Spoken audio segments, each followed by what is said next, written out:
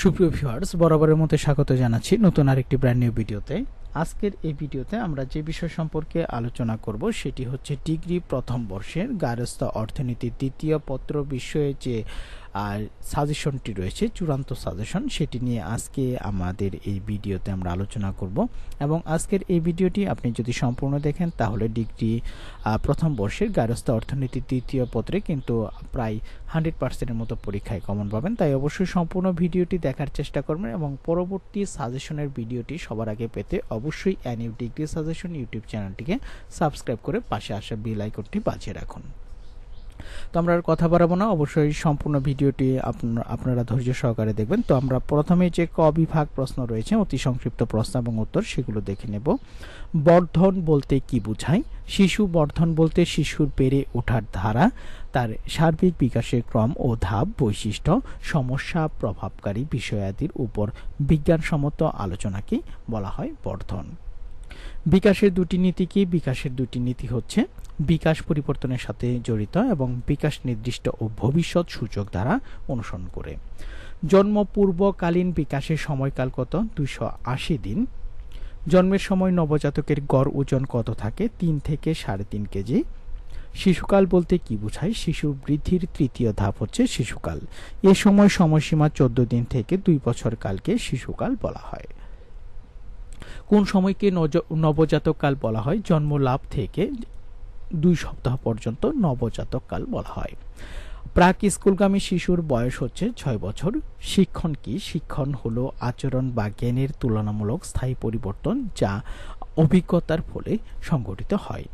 শিশুর শিক্ষণ কি? শিশুর জন্মের পর নিজেকে বোঝার জন্য এবং অন্যকে বোঝাবার জন্য পারিপার্শ্বিক অবস্থা থেকে যা কিছু শেখে তাকেই শিশুর শিক্ষণ বলা হয়। জ্ঞান শক্তি বলতে কি বোঝায়? একটি শিশুর জন্মের পর পর্যায়ক্রমে যে বুদ্ধির বিকাশ ঘটে তাকে জ্ঞান শক্তি বলা হয়। শিশুর আকারের পরিবর্তন বলতে কি বোঝায়?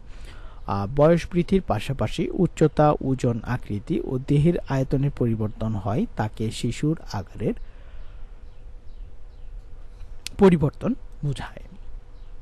কিশোর অপরাধ বলতে কি বোঝায়? অপ্রাপ্ত বয়স্ক বা শিশু কিশোরদের দ্বারা সংঘটিত আইন ভঙ্গকারী আচরণ বা কাজ হচ্ছে কিশোর অপরাধ, আর যারা এই অপরাধের সাথে জড়িত তাদেরকে কিশোর অপরাধী বলা হয়। অপরাধ কাকে বলে? যে সকল কাজ সমাজ ও আইন পরিপন্থী এবং যার জন্য শাস্তির বিধান রয়েছে তাকেই অপরাধ বলে।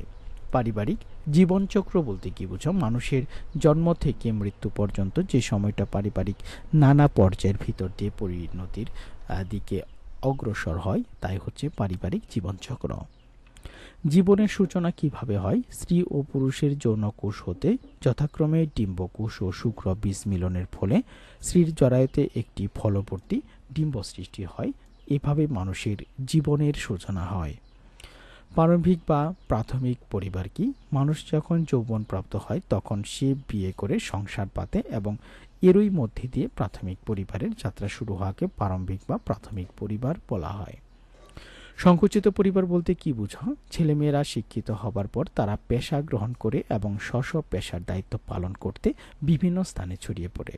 পিতামাতার বৃহৎ পরিবার তখন ছোট হয়ে আসে, আর এ ধরনের ছোট হয়ে আসা পরিবারকে সংকুচিত পরিবার বলে। পারিবারিক সংকট কত প্রকার? 2 প্রকার। শিশুর সামাজিককরণের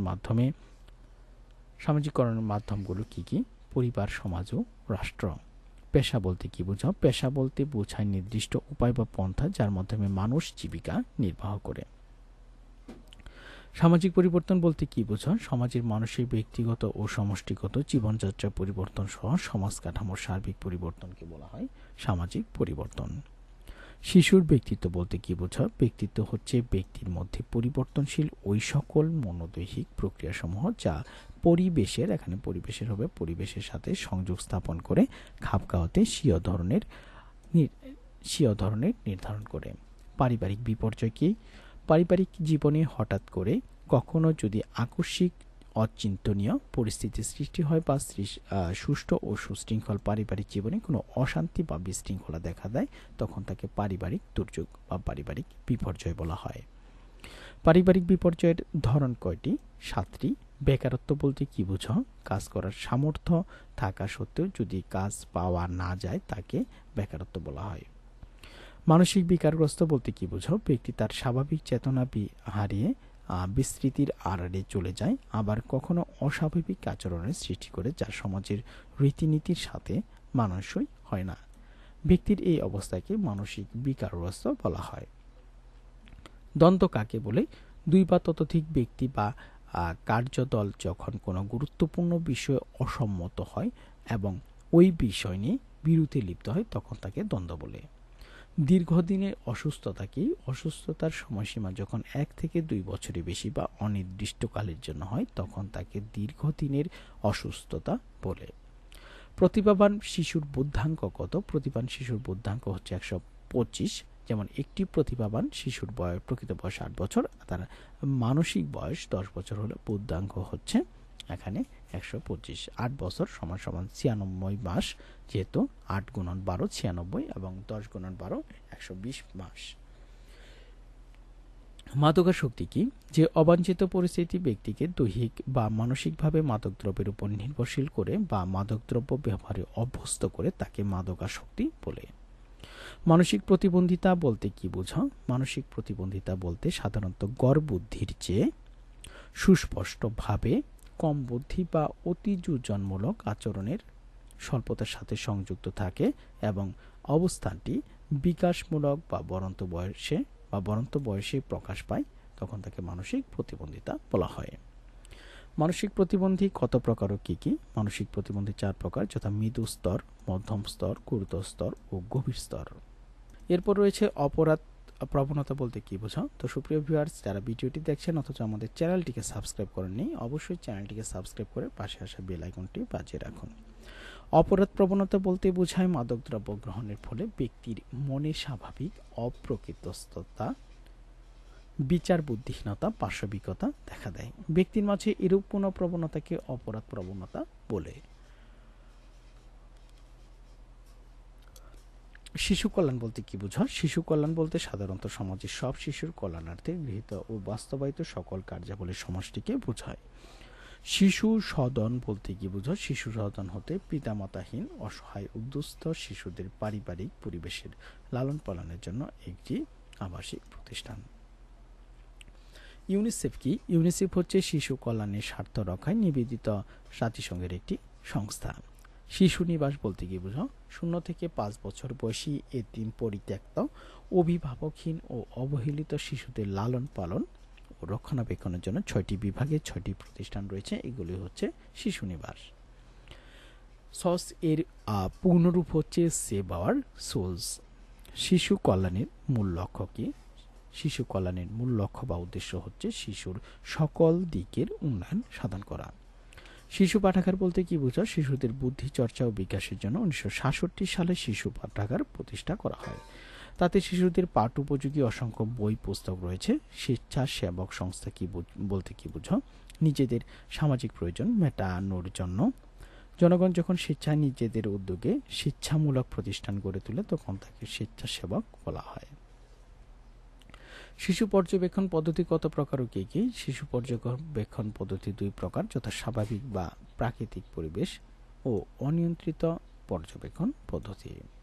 ডে কেয়ার সেন্টার বলতে কি বোঝো? কর্মজীবী মহিলার শিশুদের 5 থেকে 9 বছর এরকম যারা শিশু রয়েছে সেই সকল বয়সী শিশুদের মায়ের অনুপস্থিতিতে দিবাকালীন সময়ে যে রক্ষণাবেক্ষণ করা হয় তাকে ডে কেয়ার বলে। নিয়ন্ত্রিত পর্যবেক্ষণ বলতে কি বোঝো? যখন পর্যবেক্ষক অত্যন্ত সুসংহতভাবে ও সুপরিকল্পিতভাবে মানুষ ও প্রাণীর আচরণ সম্বন্ধে উপযুক্ত তথ্য সংগ্রহ করেন তখন তাকে নিয়ন্ত্রিত পর্যবেক্ষণ বলে। শিশুর নির্বাচিত পদ্ধতি বলতে কি বোঝো? সময়, অর্থ, উপযুক্ত পরিবেশ সৃষ্টিতে যখন বাধা আসে সেক্ষেত্রে যেভাবে জীবন প্রবাহের বিকাশ ধারা প্রভাবিত হয় সেটাকে জ্ঞানলব্ধ করতে যে পদ্ধতির প্রয়োজন হয় তাকে শিশুর নির্বাচিত পদ্ধতি বলে। এরপর রয়েছে খ বিভাগ, সংক্ষিপ্ত প্রশ্ন। শিশু বর্ধন ও বিকাশ বলতে কি বোঝো? নবজাতক শিশুর বৈশিষ্ট্য লেখো, নবজাতকের শারীরিক বৈশিষ্ট্য সমূহ লেখো, প্রাক স্কুলগামী শিশুর বৈশিষ্ট্য লেখো, শিশু পর্যবেক্ষণের ধারাবাহিক পদ্ধতি সম্পর্কে লেখো, শিশুর বৃদ্ধির পর্যায়সমূহ সম্পর্কে লেখো, বর্ধন ও বিকাশের পার্থক্যগুলো কি, শিক্ষণের বৈশিষ্ট্য কি, প্রারম্ভিক পরিবার সম্পর্কে লেখো, কিশোর অপরাধ কি, শিশুর পরিচালনার গুরুত্ব ব্যাখ্যা করো, পারিবারিক জীবনচক্র বলতে কি বুঝো, সম্প্রসারিত পরিবার সম্পর্কে লেখো, শিশুর বুদ্ধি বিকাশে পরিবারের দায়িত্ব কি, ছুটমণি নিবাস সম্পর্কে লেখো, পারিবারিক সংকট বা দুর্যোগ বা বিপর্যয় বলতে কি বুঝো, পারিবারিক দ্বন্দ্বের কারণ কি, দ্বন্দ্ব ও মানসিক চাপের মধ্যে পার্থক্য কি, বেকারত্বের কারণ কি, পারিবারিক জীবনে বেকারত্বের প্রভাব আলোচনা করো, বয়ঃসন্ধির মাদকাসক্তির প্রভাব আলোচনা করো, বয়ঃসন্ধির সমস্যাগুলো উল্লেখ করো, বাবা মায়ের আচরণ কিভাবে শিশুর জীবনে প্রভাব ফেলে, শিশু কল্যাণ ধারণাটি ব্যাখ্যা করো, শিশু পরিচালনার গুরুত্ব, শিশু কল্যাণের গুরুত্ব, দিবাযত্বের কেন্দ্রের কার্যক্রম কি কি, কেস স্টাডি পদ্ধতি সম্পর্কে লেখো। তো এখানে আমরা একটু বেশি প্রশ্ন রেখেছি যাতে আপনারা শতভাগ কমন পান, তাই এই প্রশ্নগুলো কিন্তু খুবই গুরুত্বপূর্ণ। এখন আমরা সর্বশেষ গ বিভাগ থেকে প্রশ্নগুলো দেখে নেব। নবজাতকের বৈশিষ্ট্য কি, নবজাতকের প্রতিবর্তক ক্রিয়াগুলো বিস্তারিত লেখো।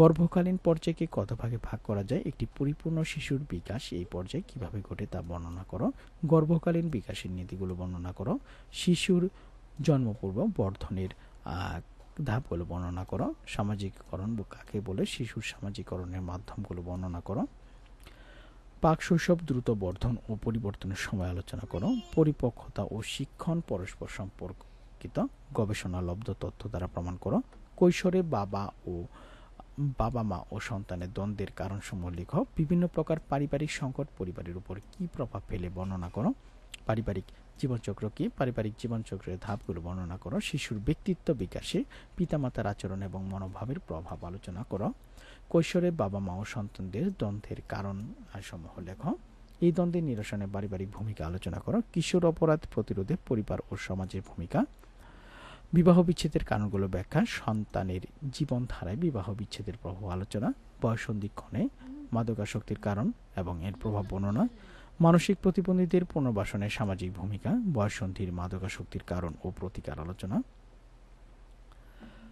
বাংলাদেশের শিশু কল্যাণ কর্মসূচিগুলো সংক্ষেপে আলোচনা করো, বাংলাদেশের সরকারি ও বেসরকারি পর্যায়ে শিশু কল্যাণের উদ্যোগসমূহ আলোচনা করো, প্রাক বিদ্যালয় শিশুদের পরিচালনার নীতি ও কৌশলগুলো উদাহরণসহ আলোচনা করো, শিশু ও পরিবারের কল্যাণে প্রতিকারমূলক কার্যক্রম লেখো, উন্নতিমূলক কার্যক্রম বলতে কি বোঝো, তারুণ্যের উন্নতিমূলক কার্যক্রম আলোচনা করো,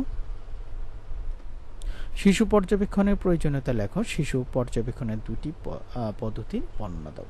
তো সুপ্রিয় ভিউয়ার্স, এই ছিল ডিগ্রি প্রথম বর্ষে গার্হস্থ্য অর্থনীতি দ্বিতীয় পত্রের চূড়ান্ত সাজেশন নিয়ে আজকের এই ভিডিওটি। তো ভিডিওটি যারা দেখলেন তাদেরকে অসংখ্য ধন্যবাদ। সেই সাথে এখন পর্যন্ত চ্যানেলটিকে সাবস্ক্রাইব না করে থাকলে অবশ্যই সাবস্ক্রাইব করে পাশে আসা বেল আইকনটি বাজিয়ে রাখবেন।